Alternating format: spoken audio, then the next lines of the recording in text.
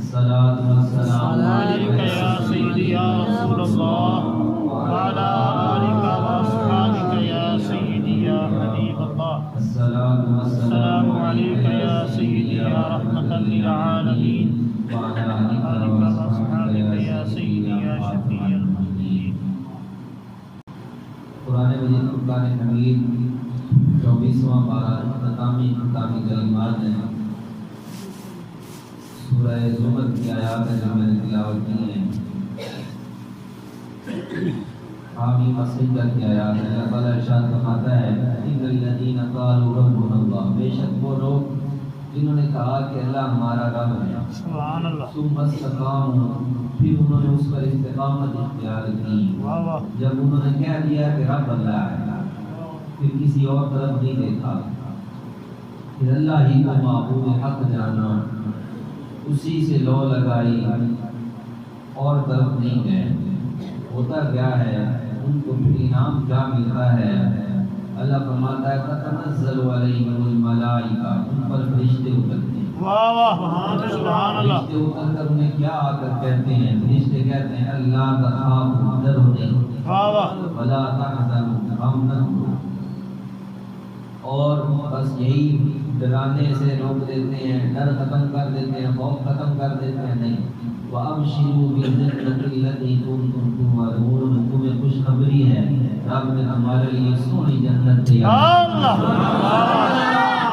کسی پر خاص نہیں ہے. نحن اولیاؤکم فی الحیاۃ الدنیا، اسی تواڈے دنیا دے وچ بھی سجانا. سبحان اللہ. کیا کر کہتے ہیں ہم دنیا میں بھی تمہارے مددگار ہیں، فی الآخرہ، آخرت میں بھی تمہارے مددگار ہیں. وَلَكُمْ فِيهَا مَا تَشْتَهِي أَنفُسُكُمْ وَلَكُمْ فِيهَا مَا تَدَّعُونَ، جنت میں تم جو چاہو گے وہ تمہیں ملے گا، جس کے بارے میں سوچو گے تمہیں پیش کر دیا جائے گا.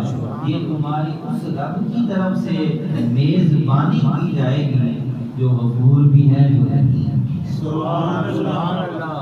ماشاء اللہ. حضور میرا محی الدین معروف سبحانی قطب ربانی ذل رحمانی الشاہ شیخ عبدالقادر جیلانی رضی اللہ تعالی عنہ، آپ کی ذات بابرکات، آپ کا تذکرہ اور آپ کی سیرت پاک، آپ کی تعلیمات کا بیان، یہ حقیقت میں ہم جیسے گناہ گار ہماری ہمت ہی نہیں ہے. بس یہی ہے کہ تیرے باغ بہار گلزار وچوں ایک ادنا بگڑا میں بھی صحیح، تیرے عالم فاضل مفتی بہتے ایک بس کھڑا بندڑا میں بھی صحیح، تیرے شیراں دے کر سنگل حیدر ایک ٹکڑا بندڑا میں.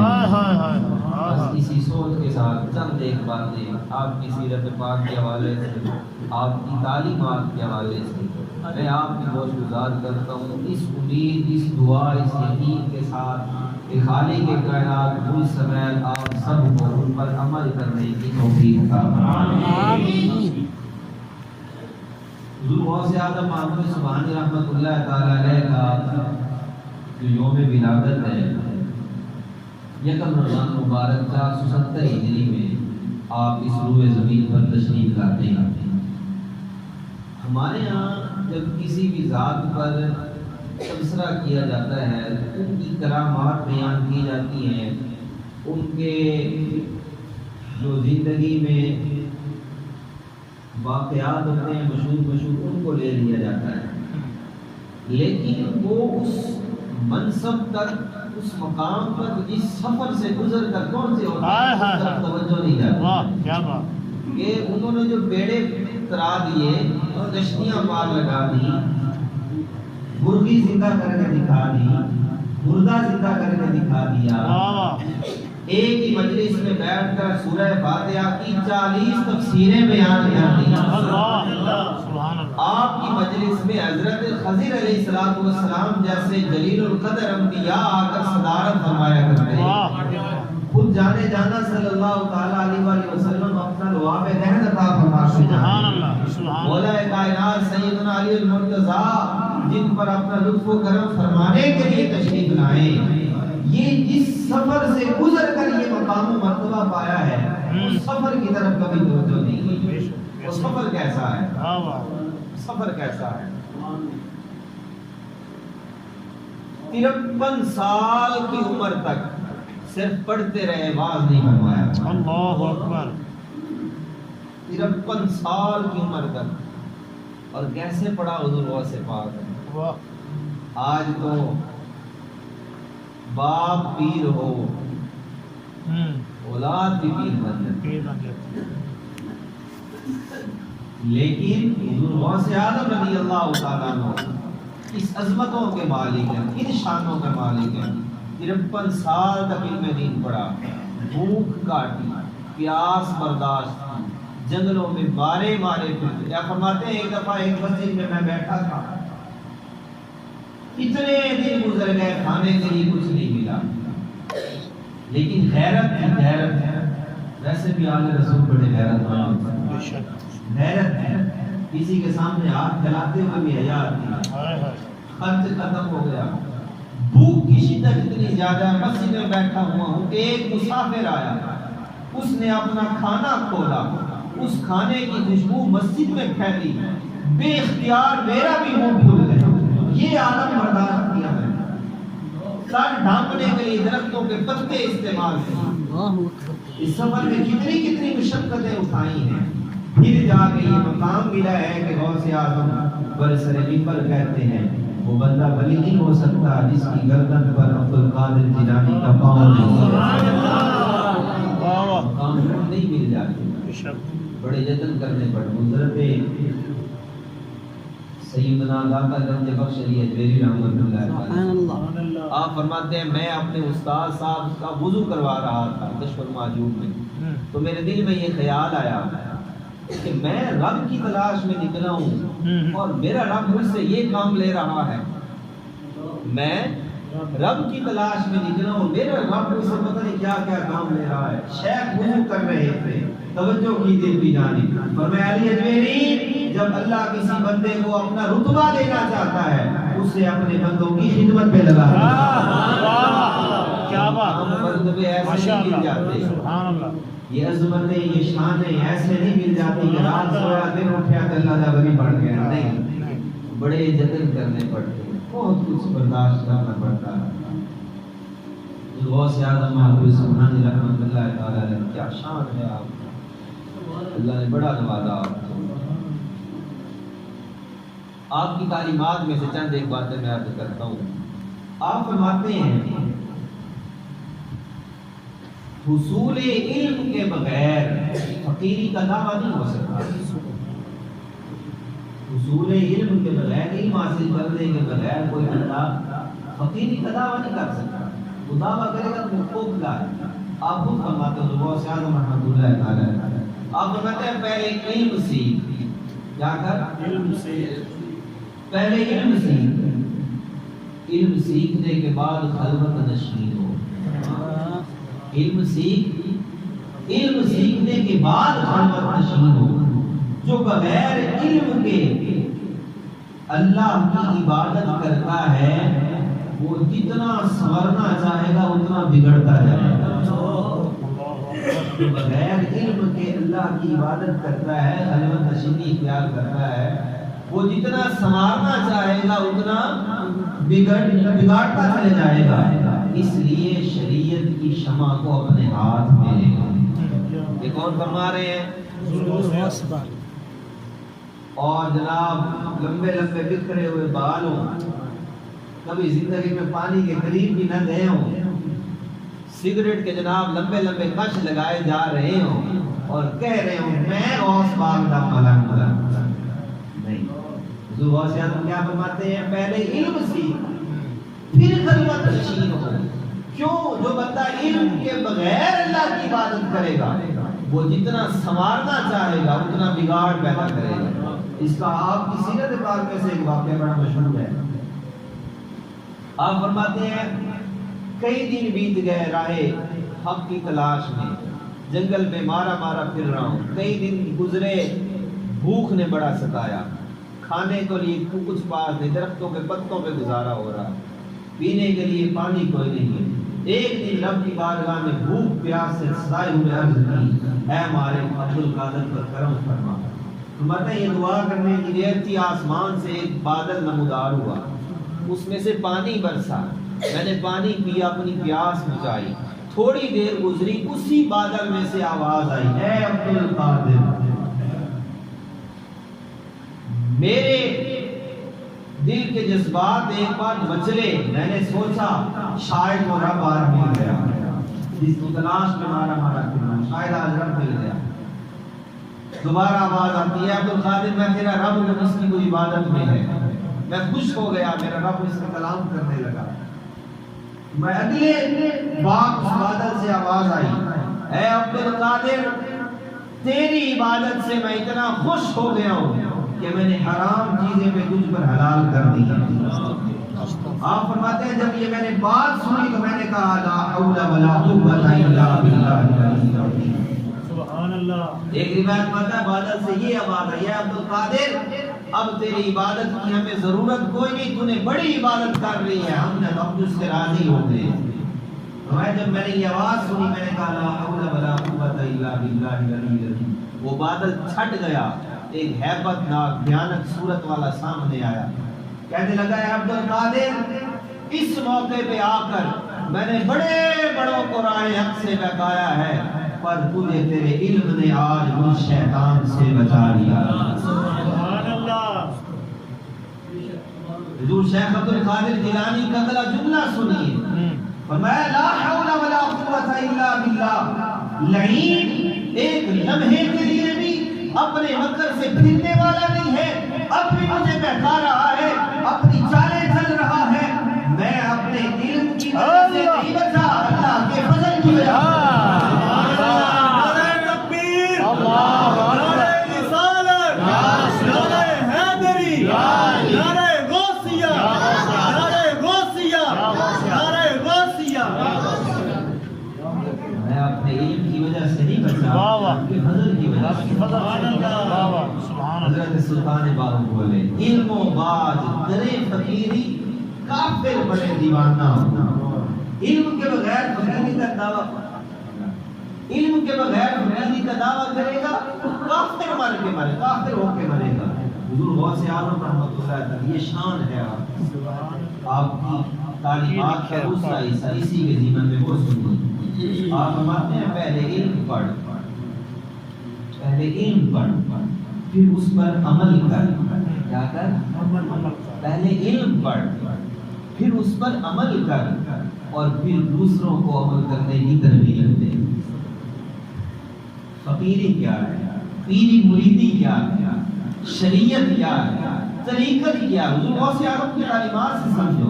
میں پہلے علم پڑھ، پھر اس پر عمل کر، پھر دوسروں کو اس علم کو سکھا۔ اور آگے آپ کیا فرماتے ہیں؟ یاد رکھ، اللہ کبھی جاہل کو اپنا دوست نہیں بناتا، اللہ کبھی جاہل کو اپنا دوست نہیں بناتا، اور جسے اللہ اپنا دوست بنا لیتا ہے اس کا سینہ علم کا جینا بنا لیتا ہے۔ سبحان اللہ۔ تعلیمات ہیں۔ آپ فرماتے ہیں اگر تو ان تمام صفات کو اپنا لے گا، کیا؟ علم پڑھ، اس پر عمل کر، دوسروں کو اس کی ترغیب دے، اگر تو ان صفات پہ عمل کر لے گا، ساری کائنات کی بھلائیاں میرے رب تجھے عطا فرمائے۔ شریعت، طریقت، شریعت کے بغیر، شریعت مطہرہ کے دامن کو تھامے بغیر فقیری کا دعویٰ نہیں ہو سکتا، بیکار ہے۔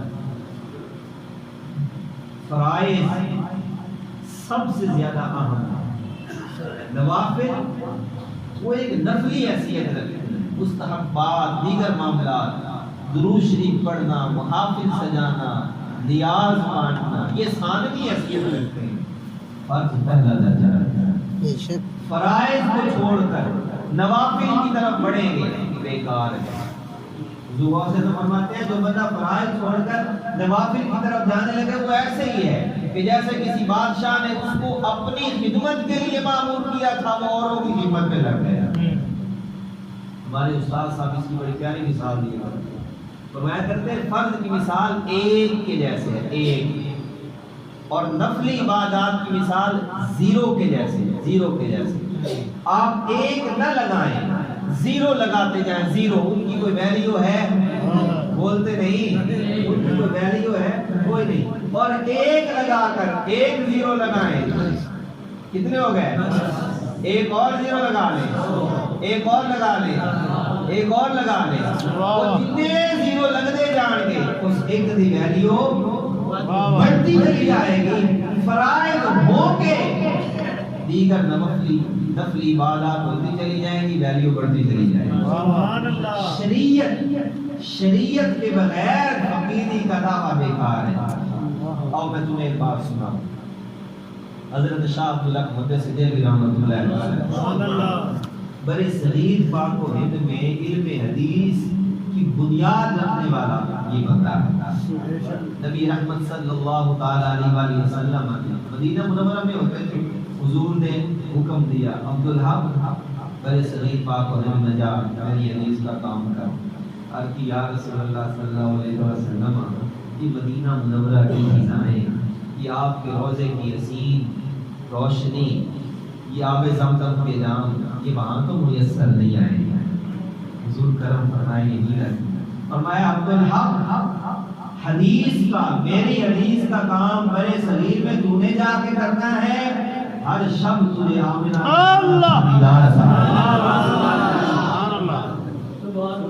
حدیث پڑھانے والوں کو معمولی جانا علم نہیں پڑھانے والا، اللہ ہی بڑے عظیم لوگ۔ حضرت شاہ عبداللہ محدث دہلوی رحمۃ اللہ تعالی برے صغیر پاک میں تشریف لائے، ہر رات نانے جانا کا دیدار ہوتا۔ فرماتے ہیں اس علاقے میں ایک پیر مشہور ہو گیا، لوگ اس کے پاس بڑا آتے جاتے تھے۔ مجھے بھی کچھ لوگ کہتے کہ تم بھی آؤ، وہ بڑی اسرار بڑی باتیں کرتا ہے، بڑا واقف رموز حقیقت ہے، تم بھی آؤ۔ بڑے بڑے القابات آج کل پیروں کے ساتھ جوڑے جاتے ہیں نا، پتہ نہیں ہوتا، نہیں پتہ ہوتا ہے کہ نہیں یہ نہ مانا کی ہے عالم سیدھی پہنچی ہوئی بات۔ آپ بھی کبھی نہ ان کے پاس آئیں، آپ نے حتی امکان پہلو پہ ہی اس کو ہر شخص صفحہ کی زیارت ہو، تخت سکندری پہ وہ تھوک ہے نہیں، بستر لگا ہو جن کا تیری ضرورت ہی کوئی نہیں۔ آخر ایک بڑا قریبی تھا جاننے والا، اس نے بڑا اصرار کر کے شاہ عبداللہ محدث دہلوی کو اس پیر کے پاس لے گئے۔ اس نے جاتے ہی اپنا وہ عصا رکھا ہوا تھا، اس کو زمین پہ مارا اور کہا عبدالحق آ گیا ہے، بڑا انتظار کروایا تو نے، عبدالحق آ گیا۔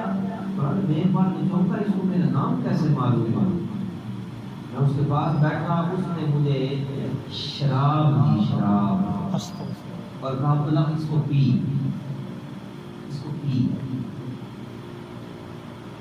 آپ نے فرمایا کہ یہ تو اسلام میں حرام ہے، خواجہ رحمت صلی اللہ تعالیٰ علیہ وسلم کی شریعت میں اجازت نہیں ہے، حرام ہے، میں کہتا ہوں جملہ سنیے۔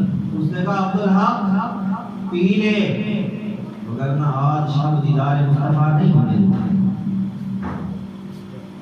آج شب دیدار مصطفیٰ نہیں ہونے دوں۔ شاہ عبدالحق محدث دہلوی علیہ رحمت چونکے، یہ تو راز ہے، یہ تو راز ہے، اسے کیسے پتا کہ ہر شب گرم ہوتا ہے؟ پھر بھی نہیں پیا، میں جو مرضی کر لے میں نہیں پیوں گا۔ اٹھ کر چلے گئے، رات سوئے، جانے جانا صلی اللہ تعالی علیہ وآلہ وسلم کی مبارک مجلس میں جانے لگے۔ کیا دیکھتے ہیں کہ رستے میں وہی بابا جس سے شراب بنا کر کے آیا تھا، وہ لمبا سارا ڈنڈا لے کے کھڑا ہوا ہے، اور ایک ہاتھ میں پیالہ ہے جس میں شراب ہے، ڈنڈا کھڑکا کے زمین پہ کہتا عبدالحق مجھے کہا تھا شراب پی لے، نہیں جانے دوں گا، واپس چلا جا، جانا چاہتا ہے یہ شراب پی اور چلا جاتا ہے۔ فرماتے ہیں میں بڑا حیران ہوا، درے جانا اور یوں روک دیا جائے اور پابندی یہ لگا دی جائے کہ شراب پینا۔ پھر بھی میں نے شریعت کا دامن نہیں چھوڑا، ارے جانا کہ حاضری ہوتی اسی کی ہے جو ان کے فرامین پہ عمل کرے. میں نے پیوں کا شراب واپس آ گیا, سارا دن پریشان رہے, شب کا انتظار رہا, رات ہوئی, آنکھ لگی, جانے لگے, پھر وہی کل والا منظر ہے. وہ بابا جناب ڈانگ لے کے کھڑا ہوا ہے, کہتا ہے کہ شراب پیو, جانے نہیں دوں گا.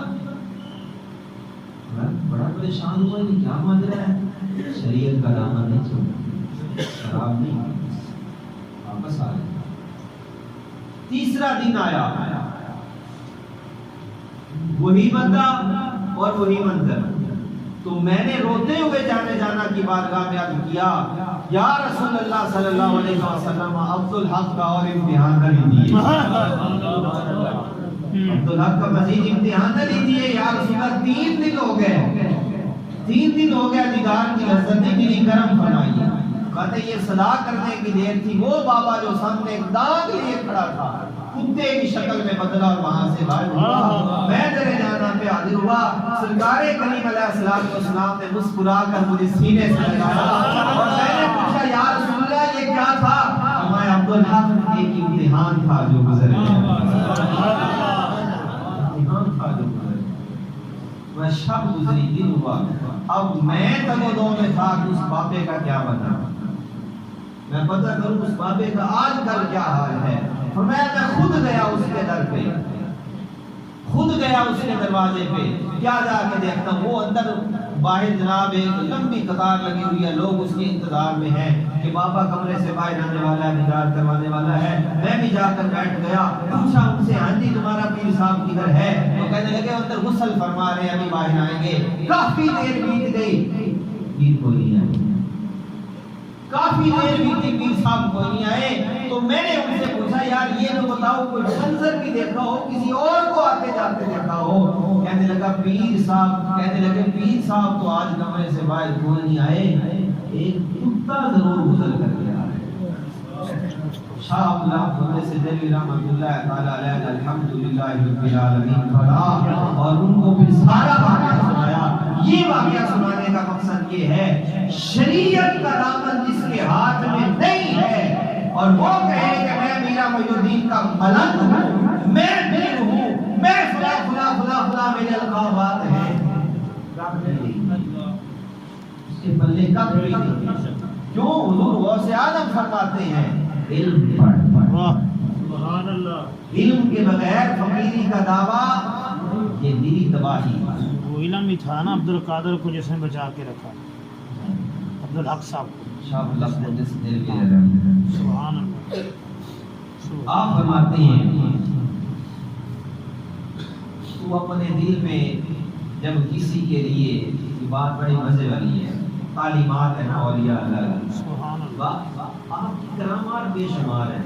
ابن تیمیہ جیسا ناقد شخص یہ لکھ کر گیا ہے کہ حضور غوث اعظم کی کرامات اتنی زیادہ ہیں کہ جن سے انکار ممکن نہیں. اور کرامات مشہور ہیں, آپ سنتے رہتے ہیں. میرا مقصد آج یہ ہے کہ میں آپ کو حضور غوث اعظم کی تعلیمات دیں, سبحان اللہ, پہلے بات پڑھیں, اللہ مجھے بھی آپ کے صدقے اللہ عمل کی توفیق دے, آمین, بیڑا پار ہو جائے. حضور غوث اعظم رحمۃ اللہ تعالی رضی اللہ عنہ فرماتے ہیں, جب تو اپنے دل میں کسی کے لیے دشمنی پائے یا کسی کے لیے دوستی پائے, ہوتا ہے نا ہر بندے کے ساتھ دل میں یا کسی سے پیار ہوتا ہے یا کسی سے ہوتا ہے چال کیا عداوت ہوتی ہے یا پیار ہوتا ہے. فرماتے ہیں جب تو کبھی اپنے دل میں کسی کے لیے پیار پائے, محبت پائے یا دشمنی پائے, تو پھر ان دونوں کیفیات کو اللہ کے قرآن اور مصطفیٰ کی شریعت پر پیش کریں. شریعت پر پیش کریں. جس بندے کے ساتھ تجھے محبت ہو رہی ہے یا دشمنی ہو رہی ہے, اس بندے کے اعمال کو شریعت پر پیش کریں. اگر تو وہ بندہ شریعت پر پورا اتر رہا ہے اور دین مصطفیٰ کا محافظ ہے, تو پھر اس سے محبت رکھ کامیاب ہو جائے گا. سبحان اللہ, ماشاءاللہ, سبحان اللہ. اس سے نفرت نہ رکھ, پھر اس سے محبت رکھ. اور اگر اس کے اندر اعمال ایسے ہیں کہ جو سراسر نظر آ رہے ہیں شریعت کے خلاف ہیں, پھر اس سے محبت نہ کر, اس سے کراہت پیدا کر. کیوں؟ اس لیے کہ تیرا کسی سے پیار بھی اللہ کے لیے ہو, کسی سے نفرت بھی اللہ کے لیے. پیار بھی اللہ کے لیے ہو، نفرت بھی، الحب للہ والبغض للہ، کسی سے پیار بھی اللہ کے لیے ہو، کسی سے نفرت بھی اللہ کے لیے۔ علم کے حوالے سے ایک اور حدیث مبارکہ بڑی پیاری میرے ذہن میں آئی، میں چاہتا ہوں آپ کو سناؤں۔ سبحان نبی علیہ اللہ۔ السلام نے فرمایا 4 بن سکتے ہو تو بدنا، 5ویں نہ بدنا وگرنہ ہلاک ہو جاؤ۔ 4 گروہوں میں سے ہو جانا ہو سکتے ہو تو 5واں گروہ نہ بگڑنا وگرنہ ہلاک ہو جاؤ۔ کون کون سے بن سکتے ہو تو عالم بنو۔ واہ سبحان اللہ۔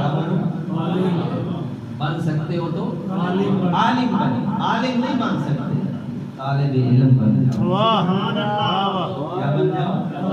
عالم نہیں بن سکتے، طالب علم بن جاؤ۔ طالب علم نہیں بن سکتے، علماء کی مجلس اختیار کرنے والے بن جاؤ۔ سبحان اللہ، سبحان اللہ۔ عالم کی مجلس اختیار کرنے والے بھی نہیں بن سکتے، مصروفیت اتنی زیادہ ہے۔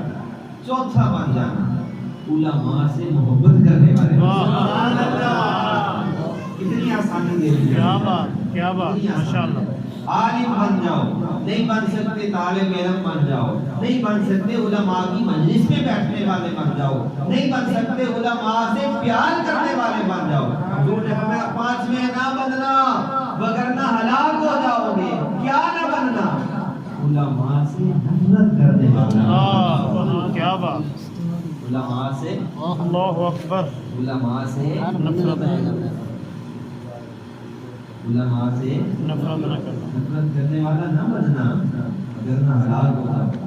اور آج ہمارے سب سے زیادہ تبصرے اپنی مسجدوں کے اماموں کے بے شک، ہمیں اور فرصت ہی نہیں ہے کام ہی یہی ہوتا ہے۔ کسی کے لباس پہ تبصرہ ہوتا ہے، کسی کے نماز پڑھانے کے انداز پہ تبصرہ ہوتا ہے، کسی کے آنے جانے پہ تبصرہ ہوتا ہے۔ کبھی کہا جاتا ہے دن تو دوڑا ہی لگی ہے، مسجد تیار ہی تھا۔ علماء کے بارے میں تبصرے ہو رہے ہوتے ہیں۔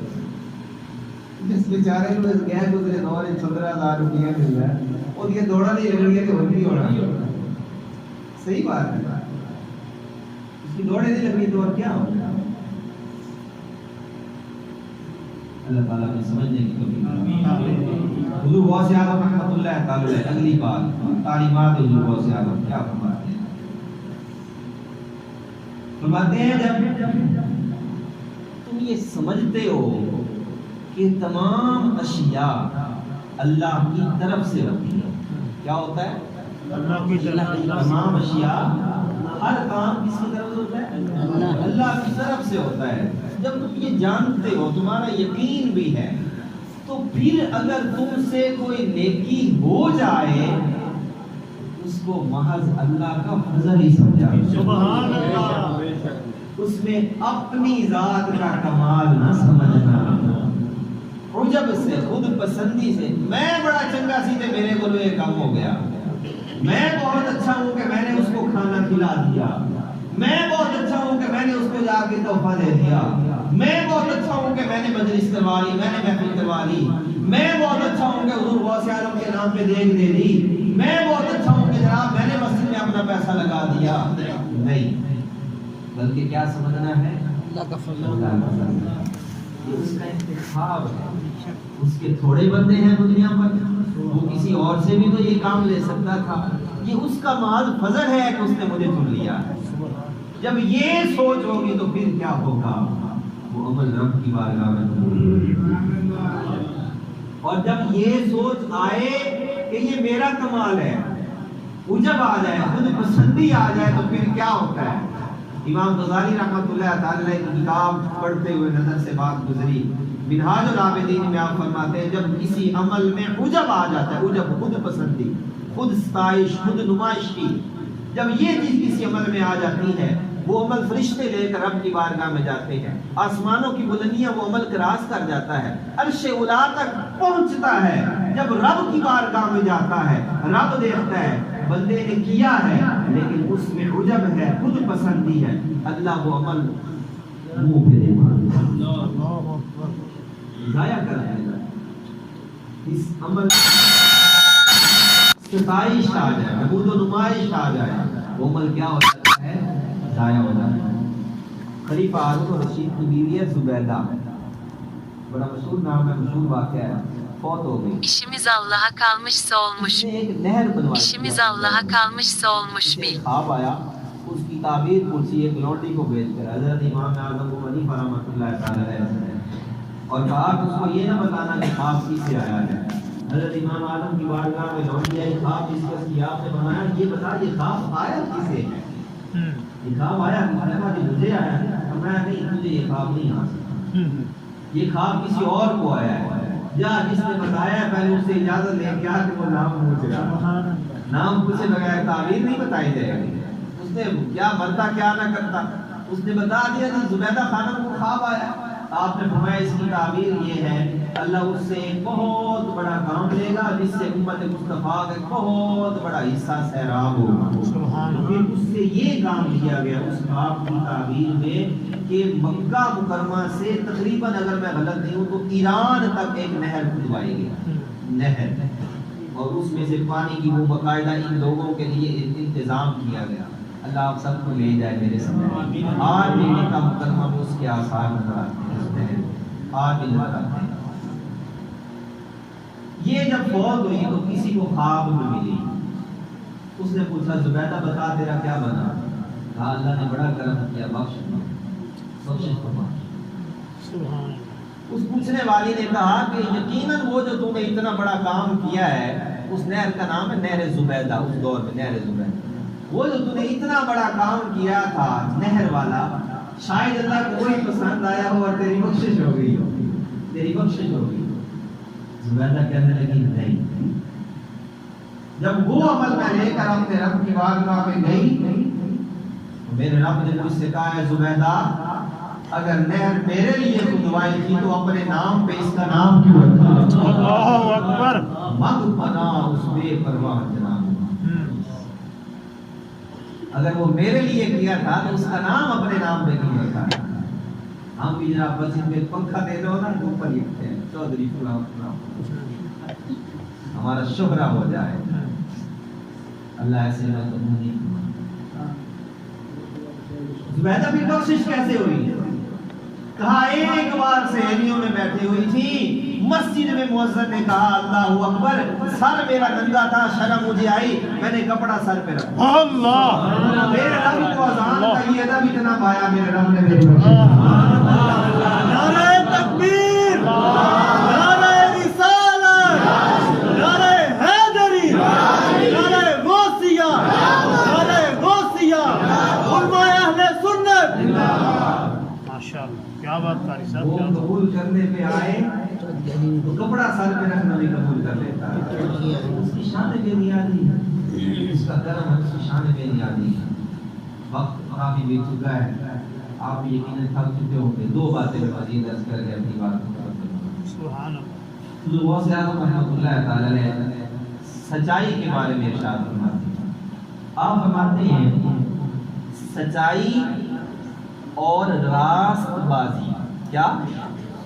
سچائی اور راست بازی، سچ بولنا اور سچی گل کرنا، اس کو اختیار کر لینا.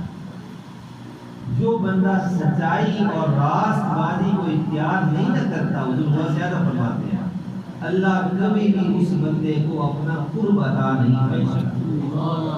کبھی اللہ اس بندے کو اپنا قرب عطا نہیں فرماتا. سودا بیچنے لگے، ہزار قسمیں کھا جائیں گے، اتنے میں تو گھر پڑا ہے، اتنے میں تو گھر پڑا ہے.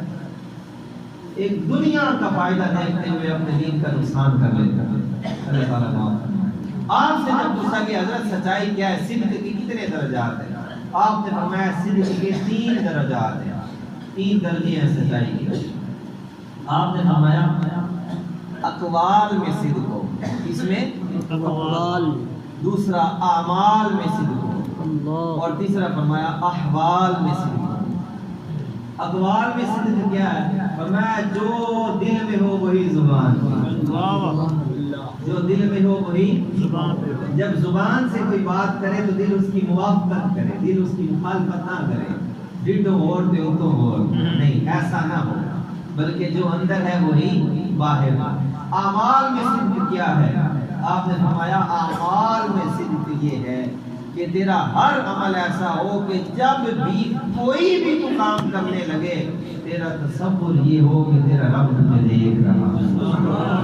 یہ اعمال میں سے اور احوال میں سے کاف کھاتے ہیں یہ ہے کہ طبیعت انسانی تیری ہمیشہ حالت حق پر قائم رہے، خواہ کسی دوست کا ناحق مطالبہ ہو یا کسی دشمن کا کوئی غلط رویہ ہو، تیری طبیعت حق پر قائم رہے، اس سے پھرے نہیں، حق پر قائم رہے، دوست سے ملے پھر بھی طبیعت حق پہ قائم ہے، کبھی دشمن کے ساتھ کوئی بات بن جائے پھر بھی طبیعت حق پر قائم رہے، یہ احوال میں سے۔ واہ واہ سبحان اللہ۔ ہم دیکھیں کیا ہم سچائی کے ان تینوں درجوں میں پورے اترتے ہیں؟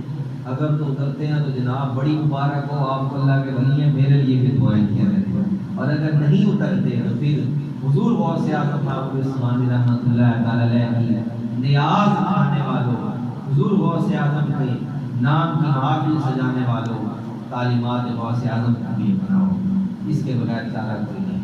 دنیا کی محبت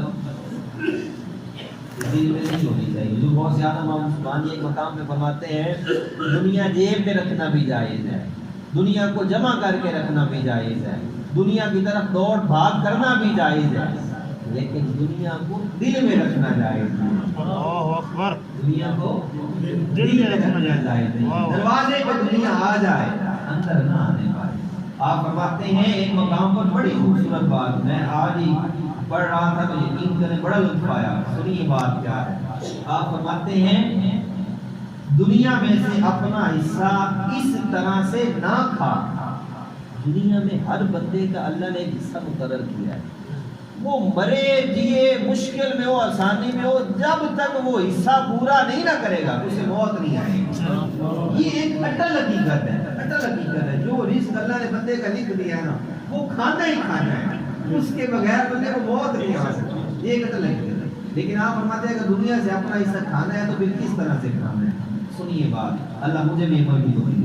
آپ فرماتے ہیں دنیا سے اپنا حصہ اس طرح نہ کھا کہ وہ بیٹھی ہوئی ہو اور تو کھڑا ہوا، کیا دنیا سے اپنا حصہ اس طرح سے نہ کھا کہ وہ بیٹھی ہوئی ہو اور تو کھڑا ہوا، بلکہ اس کو بادشاہ کے دروازے پر اس طرح کھا کہ تو بیٹھا ہوا ہو اور وہ طباق اپنے سر پر لے کر تیرے لیے کھڑی ہوئی۔ مشکل بات ہے نا؟ جی جی سمجھا پھر سنی، دنیا سے اپنا حصہ اس طرح نہ کھا کہ وہ بیٹھی ہوئی ہو اور تو کھڑا ہوا ہو، بلکہ اس کو بادشاہ کے دروازے پر اس طرح کھا کہ تو بیٹھا ہوا ہو اور وہ طباق اپنے سر پر رکھے کھڑی ہو۔ دنیا اس کی خدمت کرتی ہے جو حق تعالیٰ کے دروازے پہ کھڑا رہتا ہے، اور جو حق تعالیٰ کے دروازے کو چھوڑ کر دنیا کی طرف جانا چاہتا ہے نا، دنیا اس کو ذلیل کر کے رکھ دیتا ہے، ذلیل کر کے رکھ دیتا ہے۔ خلیفہ مستنجد باللہ آپ کے پاس آیا، مجلس میں بیٹھا رہا، کتنی دیر مجلس کو سنتا رہا۔ جب حضور غوث اعظم محمد عثمانی رحمۃ اللہ تعالی علیہ کی گفتگو ختم ہوئی نا، وہ قریب آیا، کہنے لگا حضرت مجھے کوئی نصیحت فرمائیں۔ عباسی خلفاء میں سے ایک خلیفہ تھا، حضرت سیدنا عباس رضی اللہ تعالی عنہ کے خون میں سے، آل میں سے یہ ایک شخص تھا۔ کہنے لگا مجھے کوئی نصیحت فرمائے۔ آپ نے فرمایا حقداروں کا حق دیا کر، مظلوموں کی داد رسی کیا کر، اس طرح کی دو چار باتیں۔ وہ بڑا خوش ہوا، حضور غوث اعظم کرم فرما رہے ہیں۔ دروازے میں وہ خادم کھڑا تھا، اسے کہا، اشارہ کیا، وہ قریب آیا، اس نے اشرفیوں سے بھری ہوئی 10 تھیلیاں اشرفیوں سے بھری ہوئی وہ حضور غوث اعظم کو پیش کی۔ تخت سکندری پہ وہ صورتیں نہیں، بستر لگا وہ دن کا تیری قریب۔ حضور غوث اعظم محمد عثمانی علیہ الرحمہ نے وہ اشرفیاں لی تو فرمایا اللہ کے بندے بڑے بھوکے ہیں واحد اور بڑے ضرورت مند ہیں، یہ مال لے جا، انہیں جا کے بانٹ، عبد القادر کو اشرفیوں کی ضرورت ہے، باہر جا کر لوگوں میں بانٹ، مظلوموں میں بانٹ، غریبوں میں بانٹ، عبد القادر کو ضرورت نہیں۔ اس نے کہا حضرت مجھ قبول فرما لیں، اور شیخ عبد القادر جیلانی جیسا، واہ واہ کیا بات، جس کے جناب مصلے کے نیچے اشرفیوں کے دریا بہتے ہیں، جن کے پاؤں کی ٹھوکر میں زمانہ ہونا، اس کے دربار میں کچھ قبول فرما لیں۔ آپ نے وہ اشرفیاں اٹھائی، 2 تھیلیاں، اور اس کو اپنے ہاتھ میں رکھ کے نا ایسے جیسے نچوڑتے نہیں کسی چیز کو، یوں نچوڑا تو اس میں سے خون نکلنے لگا. اللہ. ظالمہ مظلوموں کے خون کی کمائی لے کر عبد القادر کو پیش کرنے کے لیے آیا. واہ واہ. دنیا کو اس طرح سے نہ کھا کہ وہ بیٹھی ہوئی ہو اور تو پڑھو، بلکہ یوں کھا کہ وہ اپنے طباق پر سر رکھ کر وہ تجھے پیش کر رہی ہو اور تو بیٹھ کر اس کو کھا رہا. یہ حضور غوث اعظم محمد صلی رحمۃ اللہ تعالی علیہ کی تعلیمات. اللہ تعالیٰ ہمیں سمجھنے کی توفیق عطا. بڑا مقام ہے آپ کا، بڑا مقام ہے. اللہ تعالیٰ ہمیں آپ کی تعلیمات سے کچھ دور زندگی نصیب فرمائے. ہماری زندگیاں بھی بدلے، ہم میں سے بھی کوئی ولی اللہ بنے. ولی اللہ نہ بنے، اللہ تعالیٰ اتنا ضرور کرم فرما دے حضور غوث اعظم کا صدقہ. اللہ تعالیٰ ہم سب کا خاتمہ آمین اللہم آمین.